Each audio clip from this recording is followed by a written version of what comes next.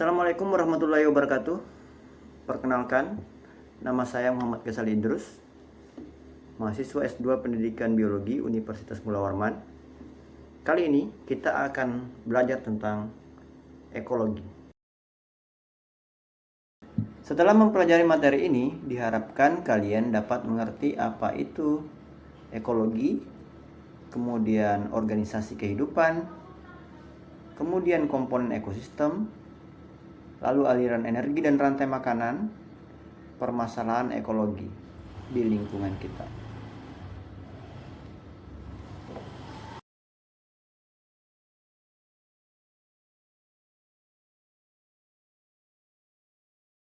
Pernahkah kalian berpikir bagaimana manusia, hewan, dan tumbuhan dapat hidup saling berdampingan di muka bumi ini?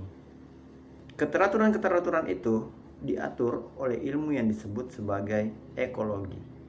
Mari kita pelajari bersama.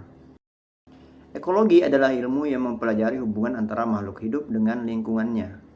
Jadi, ekologi bukan hanya bicara tentang tumbuhan dan hewan saja, tetapi juga bagaimana mereka berinteraksi dengan air, udara, tanah, bahkan sinar matahari.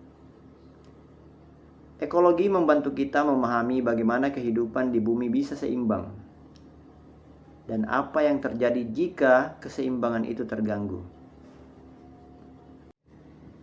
Dalam ekologi, para ilmuwan mempelajari kehidupan melalui beberapa tingkatan organisasi untuk memahami bagaimana makhluk hidup berinteraksi satu sama lain dan dengan lingkungannya. Tingkatan paling dasar adalah individu, yaitu satu makhluk hidup yang memiliki kemampuan untuk melakukan fungsi-fungsi kehidupan secara mandiri. Contohnya adalah seekor burung yang terbang mencari makan, membangun sarang, dan berkembang biak. Ketika banyak individu dari spesies yang sama hidup pada suatu wilayah tertentu, mereka membentuk yang disebut populasi. Sebagai ilustrasi, sekumpulan burung merpati yang tinggal di alun-alun kota merupakan suatu populasi karena mereka berbagi habitat, sumber makanan, serta memiliki kemungkinan untuk saling berkembang biak. Di atas populasi terdapat tingkat komunitas, yaitu kumpulan berbagai populasi dari spesies yang berbeda yang hidup berdampingan dalam suatu area dan saling berinteraksi. Misalnya, di sebuah taman kota terdapat populasi burung, pohon-pohon besar, rumput, kupu-kupu, lebah, dan berbagai serangga lainnya. Semua organisme tersebut membentuk komunitas karena mereka saling mempengaruhi melalui hubungan seperti predasi, kompetisi, atau simbiosis.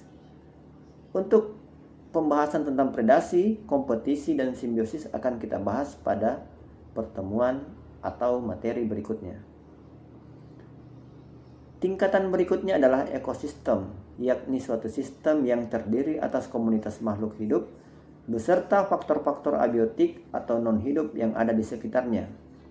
Dalam ekosistem, organisme tidak hanya berhubungan satu sama lain, tetapi juga berinteraksi dengan elemen lingkungan seperti air, tanah, suhu, dan cahaya matahari.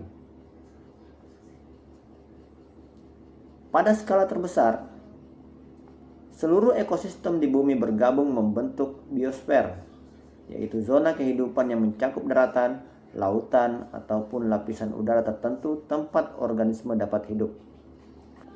Biosfer menggambarkan keseluruhan kehidupan planet ini, mulai dari mikroorganisme di kedalaman tanah hingga makhluk besar yang hidup di samudra ataupun atmosfer. Dengan memahami tingkat organisasi ini, kita dapat melihat betapa kompleksnya kehidupan dan betapa pentingnya menjaga keseimbangan antar tiap komponen penyusunnya. Setiap ekosistem tersusun dari dua komponen utama, yaitu komponen biotik dan komponen abiotik. Komponen biotik yaitu makhluk hidup seperti tumbuhan, hewan, dan mikroorganisme. Yang kedua yaitu komponen abiotik, yaitu faktor non-hidup seperti air, udara, cahaya matahari, dan tanah. Sebagai contoh, sebuah pohon memerlukan tanah untuk tumbuh, memerlukan air untuk menyerap nutrisi, dan cahaya matahari untuk melakukan fotosintesis. Disinilah ketergantungan antara biotik dan abiotik itu tergambar. Di dalam ekosistem, energi selalu mengalir. Energi berasal dari matahari, kemudian ditangkap oleh tumbuhan sebagai produsen. Selanjutnya, energi berpindah ke konsumen tingkat pertama. Misalnya belalang yang memakan daun. Belalang kemudian dimakan oleh katak, katak lalu dimakan oleh ular, dan ular bisa dimakan oleh elang. Proses ini disebut sebagai rantai makanan. Jika banyak rantai makanan yang saling terhubung, maka itu disebut sebagai jaring-jaring makanan yang membuat ekosistem lebih stabil. Sayangnya, keseimbangan ekosistem kadang terganggu oleh aktivitas manusia. Polusi udara membuat kualitas udara menurun. Penebangan hutan menyebabkan hilangnya habitat hewan, dan sampah plastik mencemari laut serta membahayakan makhluk hidup. Jika masalah ini terus berlanjut, keseimbangan ekologi bisa rusak dan kehidupan manusia juga ikut terancam. Ekologi mengajarkan kita bahwa semua makhluk hidup dan lingkungannya saling terhubung. Maka dari itu, menjaga alam adalah menjaga kehidupan itu sendiri. Mari kita mulai dari hal-hal sederhana, misalnya menanam pohon, mengurangi sampah plastik, atau menghemat energi. Dengan langkah bersama itu, kita bisa bersama-sama menjaga bumi untuk generasi kita yang akan datang. Sekian penyampaian tentang materi ekologi. Wassalamualaikum warahmatullahi wabarakatuh.